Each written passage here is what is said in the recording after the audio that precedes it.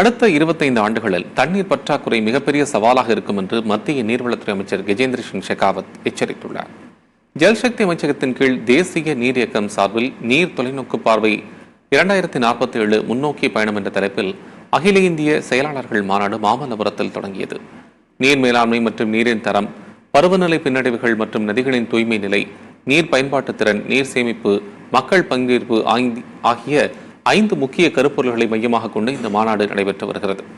மாநாட்டில் சிறப்பு விருந்தினராக பங்கேற்று பேசிய மத்திய அமைச்சர் கஜேந்திர சிங் ஷெகாவத், மாநிலங்களில் பாயும் நதிகளில் உள்ள மாசுகளை அகற்றி சுத்தப்படுத்துவதற்கு மாநிலங்கள் முன்னுரிமை அளிக்க வேண்டும் என்று கேட்டுக்கொண்டார்.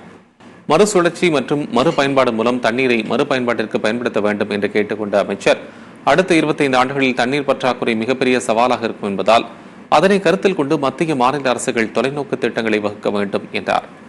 இந்த மாநாட்டில் தமிழக நீர்வளத்துறை அமைச்சர் துரைமுருகன், தமிழ்நாடு நீர்வளத்துறையின் கூடுதல் தலைமை செயலர் சந்தீப் சக்சேனா உள்ளிட்டோர் கலந்து கொண்டனர்.